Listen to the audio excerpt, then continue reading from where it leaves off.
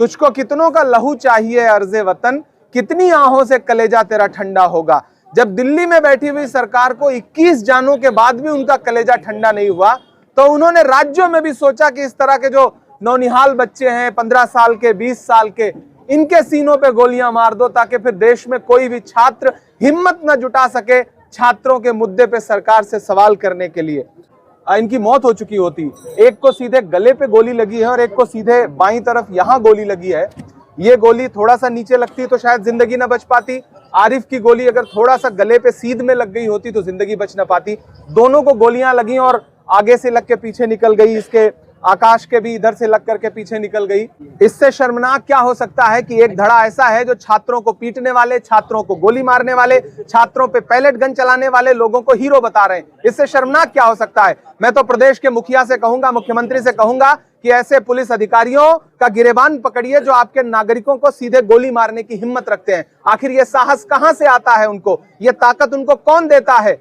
Delhi police commissioner ने इसी तरह से बर्बरता पूर्वक पैलेट गन चलाया और शुरू में दिल्ली पुलिस मना करती रही कि पैलेट गन नहीं चलाया, पैलेट गन नहीं चलाया। लेकिन जब राहुल गांधी जी ने गृह मंत्री को घेरना शुरू किया और उनका गिरेबान पकड़ना शुरू किया, उनको चिट्ठी लिखी, तब मजबूर होकर के पुलिस ने स्वीकार किया कि वहां पैलेट गन चलाई गई। आज जो यहां मना कर रहे हैं कि पुलिस ने, एक आदमी ने AK-47 चला दी, मैं तो उनसे कहूंगा कि आए आरिफ और आकाश से मिलकर के देख लें इनके गले पर, इनके कंधे पर जो गोलियों के निशान हैं वो पुलिस अधिकारी की गोलियों के निशान हैं। कांग्रेस पार्टी द्वारा गठित फैक्ट फाइंडिंग टीम के सभी सदस्यों के साथ आज मैं यहाँ सीवान में बैठा हूँ, इस मोहल्ले में। हमारे साथ सासाराम के सांसद मनोज राम जी हैं, हमारे साथ NSUI के राष्ट्रीय अध्यक्ष विनोद जाखड़ जी हैं, हमारे साथ आदिवासी कांग्रेस के राष्ट्रीय अध्यक्ष और विधायक भाई विक्रांत भूरिया जी हैं, अल्पसंख्यक विभाग के हमारे स्टेट चेयरपर्सन उमेर खान जी हैं और हमारे डिस्ट्रिक्ट प्रेसिडेंट मैं इमरान प्रतापगढ़ी हूँ। और मैं यहाँ मौजूद हूँ, हमारे दोनों विक्टिम यहाँ पे पीड़ित जो जिन्हें गोली लगी है वो दोनों छात्र, दोनों इस देश के नौजवान दोनों यहाँ मौजूद हैं। एक तरफ आकाश हैं और एक तरफ आरिफ हैं और आप मीडिया के साथी यहाँ मौजूद हैं। मैं घटना को मैंने सुना था कि सीवान में AK-47 चली, लेकिन सिर्फ AK-47 नहीं चली थी, बाकायदा पिस्टल से जानबूझ करके इस तरह से गोली मारी गई है कि जरा सा जिंदगी बच गई, वरना शायद ये दोनों बच्चे, इनकी मौत हो चुकी होती। एक को सीधे गले पे गोली लगी है और एक को सीधे बाईं तरफ यहां गोली लगी है। ये गोली थोड़ा सा नीचे लगती तो शायद जिंदगी न बच पाती। आरिफ की गोली अगर थोड़ा सा गले पे सीध में लग गई होती तो जिंदगी बच न पाती। दोनों को गोलियां लगी और आगे से लग के पीछे निकल गई, इसके आकाश के भी इधर से लग करके पीछे निकल गई। ये दर्शाता है कि सीवान पुलिस कितनी बर्बरता के साथ छात्रों के इस आंदोलन को कुचलना चाहती थी। और मुझे हैरत है कि जो सीवान के पुलिस अधीक्षक महोदय हैं, उन्होंने अपनी टीम में किस तरह के बर्बर लोग पाल रखे हैं जो न सिर्फ AK-47 चलाते हैं बल्कि पिस्टल से सीधे 15 साल के, 20 साल के नौजवान युवाओं को गोलियां मारते हैं। ये देख करके तो मैं बहुत हैरत में हूं।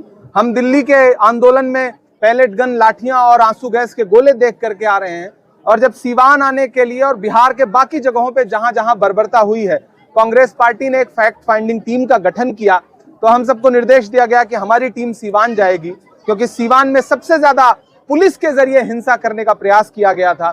AK-47 भी यहीं चली, पिस्टल भी यहीं चली, पुलिस की बर्बरता भी यहाँ दिखाई पड़ी। तो मैं इन दोनों परिवारों से मिलकर के और दोनों विक्टिम जो पीड़ित हैं इनसे मिलकर के, इधर आरिफ बैठे हुए हैं, इस तरफ आकाश बैठे हुए हैं, दोनों नौजवानों से मिल करके ये महसूस कर रहा हूं कि पुलिस तो ये समझ ही नहीं रही थी कि ये छात्र हैं, इनको तो अपना दुश्मन मान करके गोली चला रही थी। इससे शर्मनाक किसी राज्य के लिए, किसी देश के लिए क्या हो सकता है कि वो छात्र जो अपना अधिकार मांगने के लिए, शिक्षा मंत्री का इस्तीफा मांगने के लिए सड़कों पर उतरे, उनके साथ आतंकवादियों जैसा व्यवहार किया हमारे स्टेट की पुलिस ने, हमारे दिल्ली की पुलिस ने।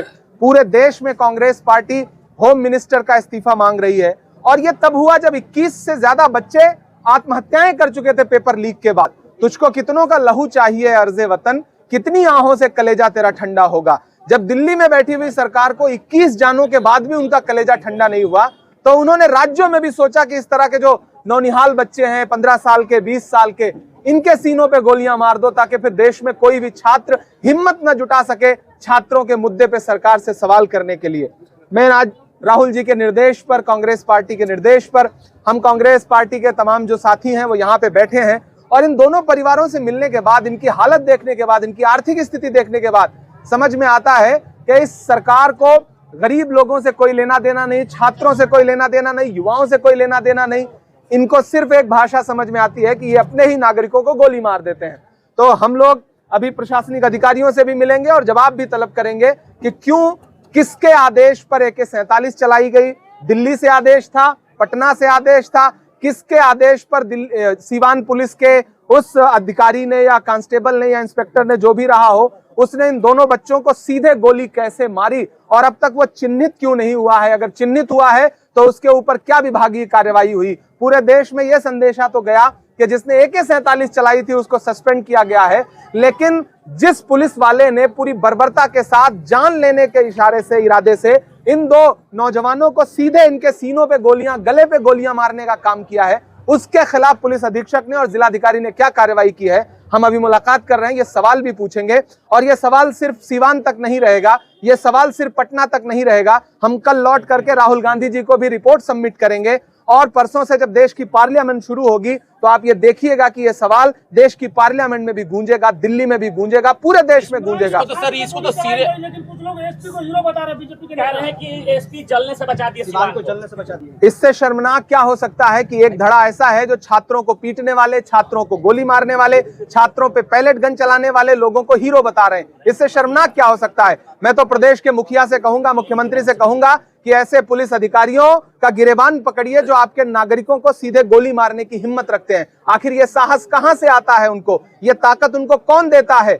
दिल्ली पुलिस कमिश्नर ने इसी तरह से बर्बरता पूर्वक पैलेट गन चलाया और शुरू में दिल्ली पुलिस मना करती रही कि पैलेट गन नहीं चलाया, पैलेट गन नहीं चलाया, लेकिन जब राहुल गांधी जी ने गृह मंत्री को घेरना शुरू किया और उनका गिरेबान पकड़ना शुरू किया, उनको चिट्ठी लिखी, तब मजबूर होकर के पुलिस ने स्वीकार किया कि वहां पैलेट गन चलाई गई। आज जो यहां मना कर रहे हैं कि पुलिस ने, एक आदमी ने AK-47 चला दी, मैं तो उनसे कहूंगा कि आए आरिफ और आकाश से मिलकर के देख लें इनके गले पर, इनके कंधे पर जो गोलियों के निशान हैं वो पुलिस अधिकारी की गोलियों के निशान हैं। जिला प्रशासन तो इससे इनकार कर रही है कि यहाँ पे AK-47 चला है। आर्थिक रूप से ये लोग, जिला प्रशासन, मुझे लगता है अगर जिला प्रशासन वीडियो को झुटलाना चाहता है तो झुटला नहीं पाएगा।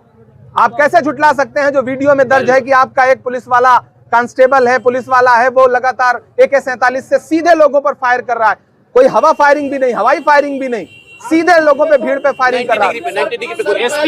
एक एक करके सवाल पूछेंगे तो जवाब की मांग करेंगे आप इमरान साहब। सिर्फ हटाने की नहीं बल्कि उनकी जवाबदेही तय हो, विभागीय जांच हो और अगर पुलिस अधीक्षक दोषी हैं तो उनके खिलाफ कार्रवाई होनी चाहिए। आप छोटे छोटे कांस्टेबल और छोटे अधिकारियों को चिन्हित करके उनके खिलाफ कार्रवाई करके जिले के पुलिस कप्तान बच नहीं सकते हैं इससे। इन बच्चों का जो लहू बहा है उसकी जवाबदेही कौन तय करेगा? कांग्रेस क्या मांग करेगी इस पे? पैलेट गन और लाठीचार्ज मामला जो है सदन में उठा, लेकिन उस समय मोदी और शाह गायब दिखाई दिए। बिल्कुल उनको हिम्मत नहीं है कि वो आकर के छात्रों के सवाल पर देश की संसद का सामना कर सके, इसलिए ना तो गृह मंत्री आने का साहस जुटा पाए, ना प्रधानमंत्री आने का साहस जुटा पाए। प्रधानमंत्री रात के 12 बजे वीडियो जारी करके सोचते हैं कि युवाओं से संवाद करेंगे और युवा छात्र जो नाराज है उसका गुस्सा कम हो जाएगा, तो प्रधानमंत्री जी की भूल है। इस देश के युवाओं को एक एक आत्महत्या याद है, इस देश के छात्रों के बदन पे बरसी हुई एक एक लाठी उसको याद है, उसका एक एक बूंद पसीना खून उसको याद है।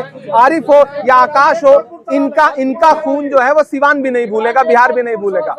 एक सबसे बड़ा सवाल यह है कि लगातार बीजेपी की भी सवाल हो रही है कि इसमें गृह मंत्री को न घेरा जाए, इसमें मजिस्ट्रेट की है, लेकिन मजिस्ट्रेट को लेकर के अभी तक कोई सवाल नहीं उठ रहा है कि आखिर उस दिन मजिस्ट्रेट कहाँ थे और मजिस्ट्रेट की कार्रवाई किस तरह से, पुलिस को घेरा जा रहा है, पुलिस पर सवाल उठाया। लेकिन आप जिस भी चैनल से हैं, मेरा आपसे सवाल है मित्र कि अगर आपका संपादक न चाहे तो आप कोई स्टोरी अपने चैनल पे चला सकते हो, नहीं चला सकते। इसी तरह से अगर गृह मंत्री न चाहे तो दिल्ली का पुलिस कमिश्नर लाठीचार्ज करवा सकता है, पैलेट गन चलवा सकता है। क्यों नहीं घेरा जाए? क्यों नहीं? हम कह रहे हैं सब पे सवाल है, हर प्रशासनिक अधिकारी पे सवाल है, लेकिन देश के मुखिया और गृह मंत्री पे सबसे ज्यादा सवाल है। बिहार में कोई घटना घटेगी तो पुलिस अधीक्षक से सवाल होगा, लेकिन गृह मंत्री से भी सवाल होगा ना। अल्टीमेट मुखिया कौन है? आप एक खराब स्टोरी कर दो तो आपके संपादक से पूछा जाएगा, चैनल के मालिक से पूछा जाएगा, तो सरकार का मुखिया कौन है? गृह मंत्री से सवाल पूछा जाएगा, उनसे बात पूछी जाएगी कि आप जो है जवाबदेही तय करिए। वो सामने नहीं आ रहे हैं। आरिफ का परिवार गरीब है सर, आर्थिक रूप से कुछ मदद की? बिल्कुल, सिर्फ आरिफ ही नहीं, आकाश का भी परिवार गरीब है और हम आश्वस्त करते हैं अल्पसंख्यक विभाग की तरफ से। अभी हम आकाश भाई भी, विनोद जी से भी बात हो रही थी, मनोज भाई से भी बात हो रही थी और हमारे विक्रांत भाई से भी बात हो रही थी। मैं अपने स्टेट चेयरपर्सन उमैर जी से अनुरोध भी करूंगा कि दोनों परिवारों को हम अल्पसंख्यक विभाग की तरफ से 1-1 लाख रुपए की आर्थिक मदद भिजवाएंगे। इनको कल परसों में इन दोनों परिवारों को मदद पहुंच जाएगी और हमारा प्रयास होगा कि इनके इलाज में उच्च स्तरीय इनका जो इलाज हो सके उसमें राहुल गांधी जी भी मदद करें। हम उस बच्चे से भी मिलने जा रहे हैं, हम उस बच्चे से भी मिलने जा रहे हैं।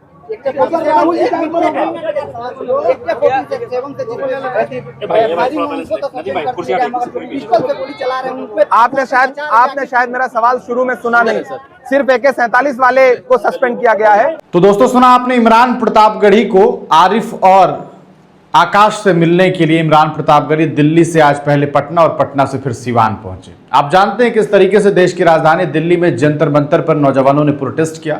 उसके बाद जब ये लोग संसद कूच कर रहे थे, इसी दरमियान दिल्ली पुलिस ने, आरएएफ ने बर्बरतापूर्ण सलूक किया। लाठीचार्ज से लेकर के टीयर गैस, पैलेट गन और महिला बच्चियों के साथ जिस तरह से दिल्ली की पुलिस और प्रशासनिक व्यवस्था से जुड़े लोगों ने सलूक किया, उसे देखने के बाद कोई भी इंसान ये कह सकता है कि एक लोकतांत्रिक मुल्क में प्रोटेस्टर्स के साथ ऐसा तो कतई नहीं किया जा सकता। बच्चियों के प्राइवेट पार्ट तक पर हमला करने का प्रयास किया गया। कई वीडियो सोशल मीडिया पर ऐसे अवेलेबल हैं जिसे देखने के बाद मन विचलित हो जाता है। इसी कड़ी में जब इस पूरे मामले को, इस पूरे प्रकरण को लेकर के बिहार की राजधानी में पटना में और उसके अलावा पूरे बिहार के अलग अलग जिलों में प्रोटेस्ट किया जाता है कि छात्रों के ऊपर बर्बरतापूर्ण सलूक क्यों किया गया, और खास करके देश के शिक्षा मंत्री धर्मेंद्र प्रधान के इस्तीफे की मांग की जाती है, तो बिहार में भी पुलिस प्रशासन की तरफ से कार्रवाई शुरू हो जाती है। कार्रवाई के नाम पर ऐसा नहीं कि किसी हिंसक झड़प को रोकने का प्रयास सही तरीके से किया गया हो, बल्कि ऐसा किया गया मानो कि किसी के इशारे पर यह सब कुछ किया गया।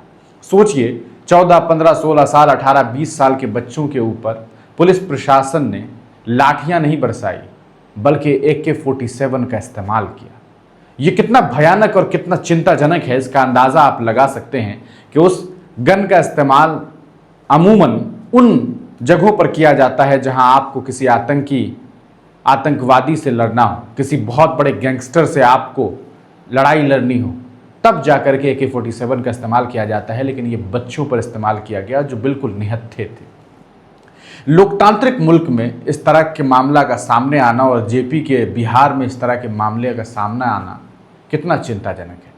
हम बिहार इस बात की गवाह बनते हैं कि हमने ऐसे ऐसे आंदोलन देखे। जेपी के आंदोलन को जब याद किया जाता है तो कहा जाता है कि छात्र का एक ऐसा आंदोलन जिसने पूरे बिहार ही नहीं बल्कि हिंदुस्तान में एक मैसेज दिया।